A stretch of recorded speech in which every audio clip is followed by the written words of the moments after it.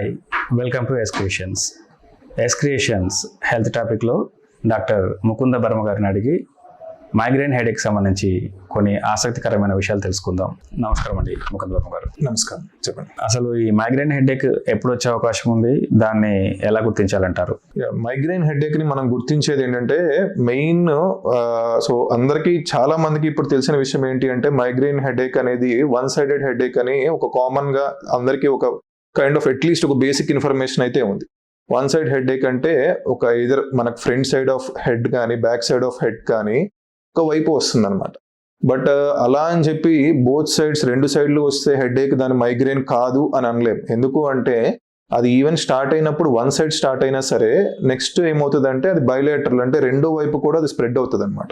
So రెండు వైపుల headache వస్తుంది అంటే అది మైగ్రేన్ హెడేక్ కాదు అని కాదు. బట్ ఇనీషియల్ గా మోస్ట్ కేసెస్ లో మనకి ఏంటంటే యూనిలేటరల్ హెడేక్ అంటే ఒక సైడ్ హెడేక్ స్టార్ట్ అవుతుంది.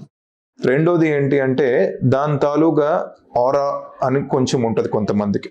సో అదేంటి అంటే హెడేక్ వచ్చే ఒక 15-20 మినిట్స్ ముందు కొంతమందికి కొంచెం ఆరా అనేది తెలుస్తుంది. అది ఒక్కొక్కరికి ఏంటంటే ఫ్లాషెస్ ఆఫ్ లైట్స్, మనకి ఏంటంటే కొంచెం లైట్స్ ఆన్ ఆఫ్ అయినట్టు ఫ్లాషెస్ కనిపించడం, వేవ్స్ గా మనం కళ్ళ ముందు నుంచి అలా వెళ్ళినట్టు ఉండడం.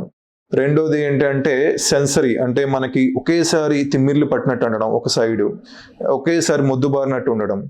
And the same time language auras అంటే మనకి సడన్ గా మనం మాట్లాడేటప్పుడు తడబడడం అండ్ మాట్లాడేటప్పుడు ఒక్కొక్కసారి పదాలు గుర్తుకు రాకపోవడం, ఇవన్నీ కూడా ఆరా ఫేజెస్ అంటాం. అంటే మైగ్రేన్ లో ఒకటి కంప్లీట్ వితౌట్ ఆరా ఉంటుంది, కొన్ని విత్ ఆరా ఉంటాయి. విత్ ఆరా అనే దాంట్లో ఏంటి అంటే ఇది చాలా మోస్ట్ కామన్ ఈ మూడు అనమాట. అందులో మోస్ట్ కామన్ విజువల్.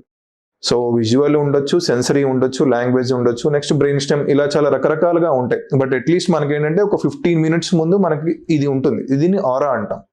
అలా కాకుండా ఒక 1 or 2 days బిఫోర్ కూడా ప్రొడ్రోమల్ ఫేజ్ అంటాం.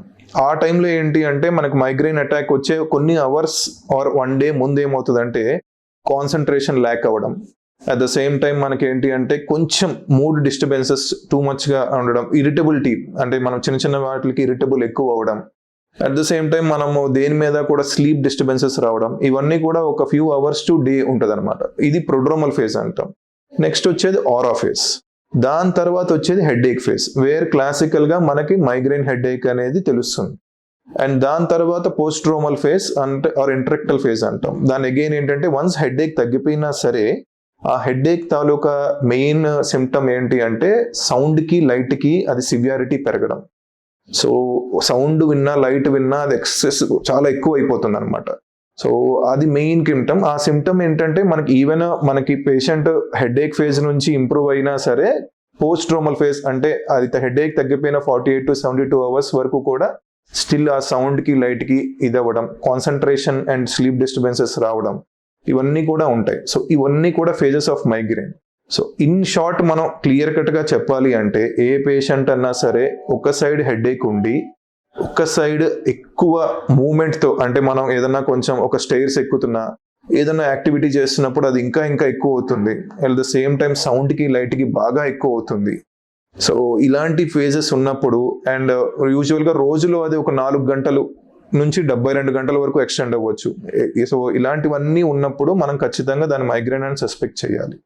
అది సస్పెక్ట్ చేసి ప్రాపర్గా ట్రీట్మెంట్ అనేది తీసుకోవాల్సి ఉంటుంది.